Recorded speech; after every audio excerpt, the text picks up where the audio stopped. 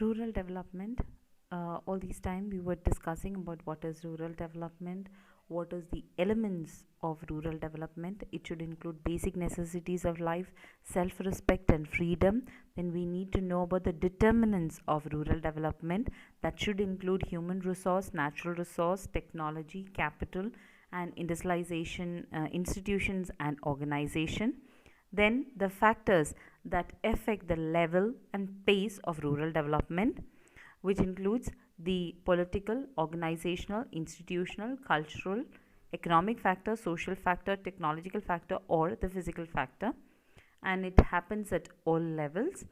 And we also had discussed about the efforts that were taken by the British government prior to independence, and the voluntary organization, other voluntary organization and their contribution. So now we will be dealing with rural development after independence. The first that comes to mind is FERICA Development Scheme 1947. This scheme was launched in Madras state and the program included trust on agriculture, industry and education and veterinary.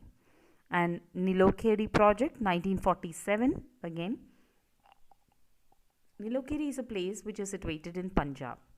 This was a little bit of different project as it tried to rehabilitate or relocate the people who had come to India by providing them school education, technical education, vocational training education, even horticultural education. Education in poultry, piggery, fishery, and all the other spaces so that they find a job and get settled.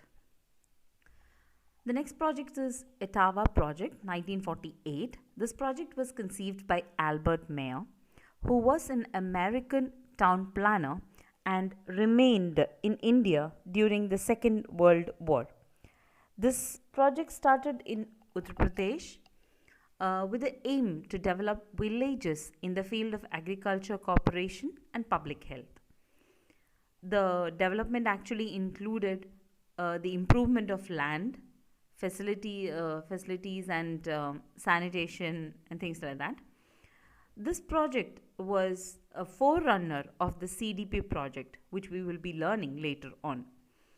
Even though no financial assistance were given, it actually gave a route map for various other projects.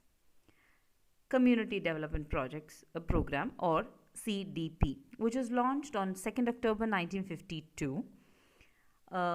In the beginning actually 55 areas actually were taken into consideration, and they actually employed people so that the community could show some development.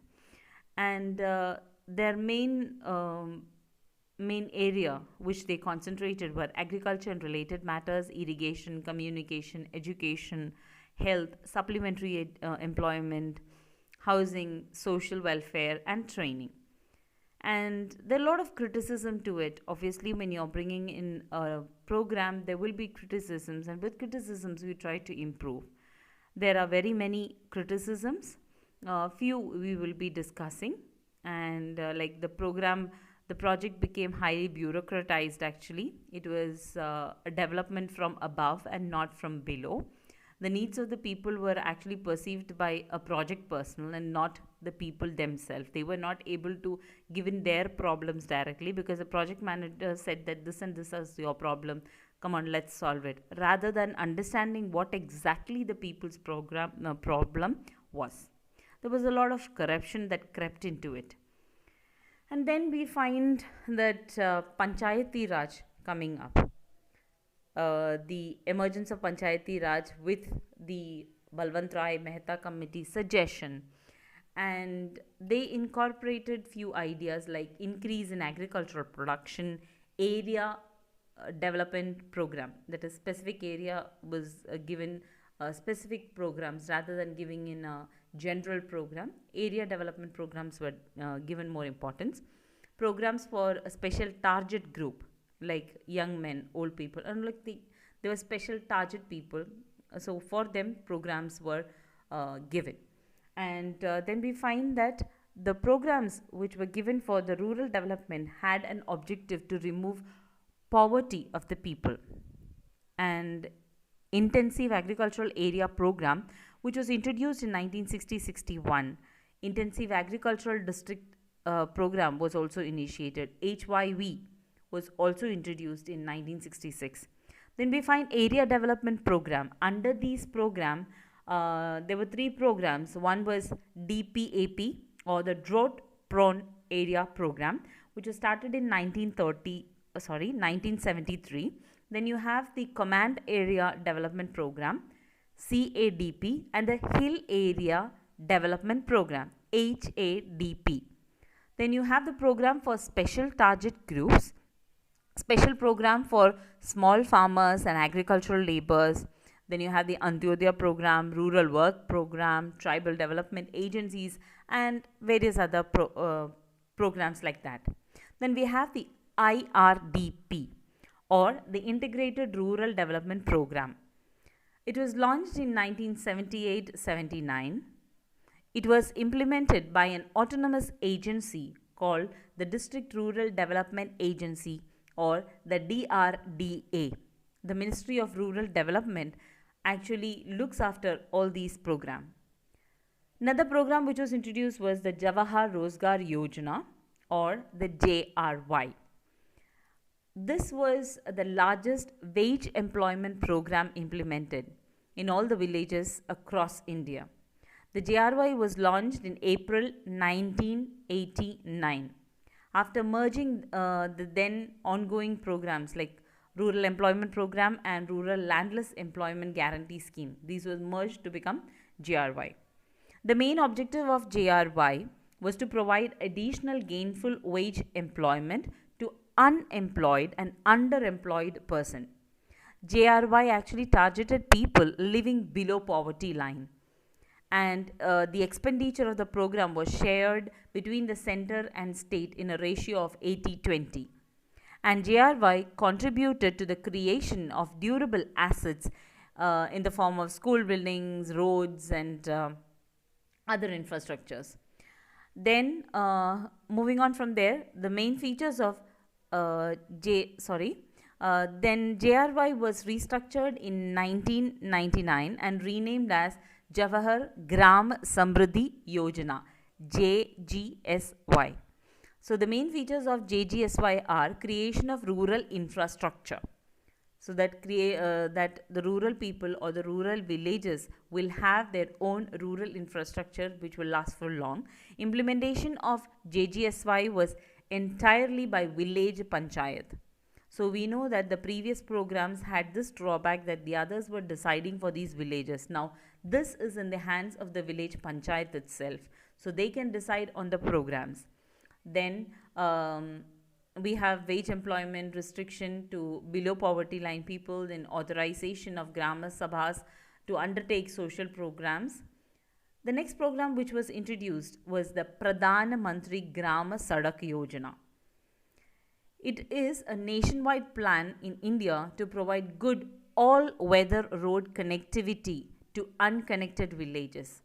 This was launched on 25th December 2000 so that all-weather access to unconnected habitats could be done. The next program is the SHG, or the Self-Help Group. Self-Help Group refers to self-governed, peer-controlled, informal group of people with same socio-economic background and having a desire to collectively perform common purposes. They are collectively doing some work. They themselves control each other, that is peer control, and it's an informal group actually, and the people in the group are almost having same socio-economic background. So it is a self-governed work. So what happens is that they are able to contribute more. SHGs have been able to mobilize small savings either on weekly or monthly basis. An SHG is a group formed by community women which has specific number of members like 15 to 20 people in a group. There are a lot of objectives of SHGs. There are many. I'll be just mentioning a few. To inculcate the saving and banking habits among members, to secure them from financial, technical, and moral strength, to sensitize women of target area for the need of SHG and its relevance in the empowerment, to create group feeling among women, to motivate women taking up social responsibility, particularly related to women development. There were many other objectives I just skipped because you can just read through what I have done. So, today our classes were on rural development. Rural development is something which everyone desires, or development is something which everyone desires, and that is desired so that we can achieve a benchmark that someone has placed. And rural development, we learned about the elements, we learned what are the necessary factors, the goals. We also learned what is hindering certain development projects. And finally, we learned about what has happened during the British era, what happened before independence, what happened after independence. There are still more programs. I have taken out a few of them and just placed it before you. I hope you understand what is rural development, what are the projects related to rural development, what is the element, and all the things. Thank you.